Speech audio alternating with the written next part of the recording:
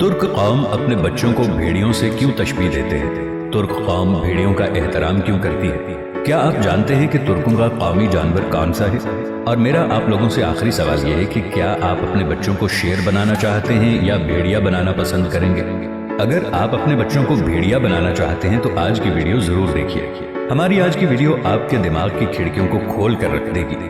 ہم سب نے بہت شوق سے ڈرامہ سیریل ارطغرل غازی دیکھا ہے، اور اس میں ایک حیران کن بات یہ دیکھی ہے کہ جب بھی کسی کی بہادری کی مثال دی جاتی تھی تو اس کو بھیڑیے سے تشبیہ دی جاتی، جبکہ ہمارے یہاں کسی کو بہادر کہنا ہو تو اس کو شیر کے نام سے پکارا جاتا ہے کہ میرا بیٹا تو شیر ہے۔ جس طرح ہمارا قومی جانور مار خار ہے، یاد رکھیں اسی طرح ترک قوم کا قومی جانور بھیڑیا ہے، اور بھیڑیوں سے متعلق جو معلومات ملی ہیں اور ان کی جو خصوصیات پتہ چلی ہیں، اس کے بعد اندازہ ہوتا ہے کہ ترک قوم ان کو اتنی اہمیت کیوں دیتی ہے۔ ترک اپنے بچوں کو شیر کی بجائے بھیڑیا بولتے ہیں، کیونکہ ان کے نزدیک شیر جیسا خونخوار ہونے سے اچھا ہے کہ بھیڑیے کی طرح غیرت مند اور نسلی بنا جائے۔ ویکیپیڈیا کے مطابق بھیڑیا ایک ایسا جانور ہے جو کہ آزادی سے بہت محبت کرتا ہے اور کسی بھی صورت اپنی آزادی پر سمجھوتا نہیں کرتا، غلامی برداشت نہیں کرتا۔ دوستو یاد رکھیں، بھیڑیا وہ واحد جانور ہے جس کو غلام نہیں بنایا جا سکتا۔ باقی سب جانوروں بشمول شیر سب کو غلام بنایا جا سکتا ہے۔ بھیڑیا غضب کی تیز نگاہ رکھتا ہے اور اتنا پھرتیلا ہوتا ہے کہ کسی جن کو بھی سامنے دیکھ کر اس پر چھلانگ مار کر اسے ختم کر سکتا ہے۔ بھیڑیے کی بہت سی خصوصیات ہیں۔ چند خصوصیات جو مجھے گوگل سے ملی اور جو میں نے کتابوں میں پڑھی ہیں وہ آپ کے ساتھ شیئر کرنا چاہوں گا۔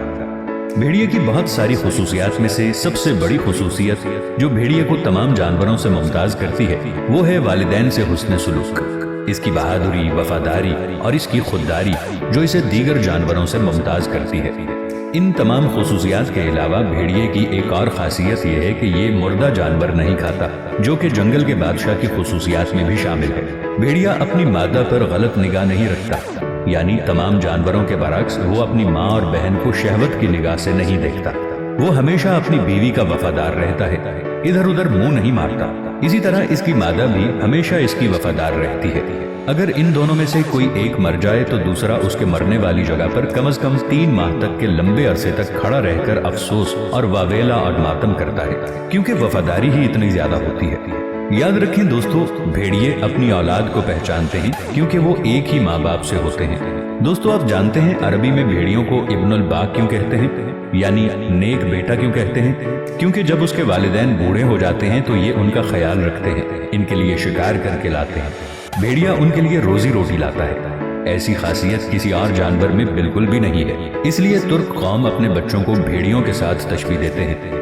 بھیڑیے جب ایک جگہ سے دوسری جگہ منتقل ہوتے ہیں تو ایک خاص طریقے سے ان کا قافلہ اور کاروان چلتا ہے، جو کہ اس کی دفاعی صلاحیتوں کے مطابق کافی معلومات فراہم کرتا ہے۔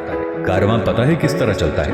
کاروان کچھ اس طریقے سے چلتا ہے کہ سب سے آگے 2 چھوٹے اور بیمار بھیڑیے چلتے ہیں، اس کے بعد 5 ایسے بھیڑیے ہوتے ہیں جو بالکل طاقتور اور مستعد ہوتے ہیں اور جو بیمار بھیڑیوں کا خیال رکھتے ہیں، انہیں ہر قسم کی سہولت فراہم کرتے ہیں۔ اس کے بعد بہت چاق و چوبند، ہوشیار اور دفاع میں ماہر ایکسپرٹ بھیڑیے ہوتے ہیں جو کسی بھی حملے کی صورت میں فوراً کاررواں کا دفاع کر سکے۔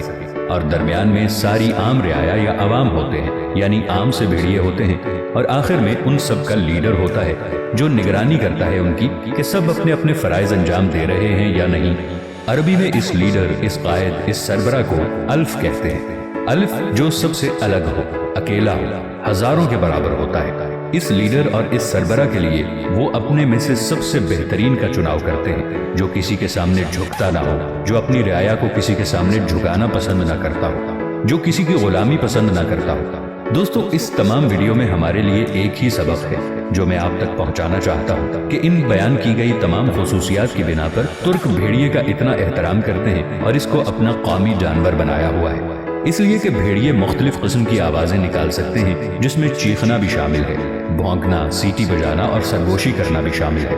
یہ زبردست شکاری ہوتے ہیں، یہ گروہ کی صورت میں رہتے ہیں اور ہر گروہ کا اپنا سربراہ اور راہبر ہوتا ہے۔ جب میں نے یہ تمام خصوصیات پڑھی تو مجھے لگا کہ ہمارے بچے بھیڑیے جیسی خصوصیات رکھیں، یعنی والدین کا خیال رکھنے والے، ماں باپ کا سہارا بننے والے، اپنے قوم کو لیڈ کرنے والے، اپنے اندر بزدلانہ نہیں بلکہ قائدانہ لیڈرشپ کی خوبیاں پیدا کرنے والے۔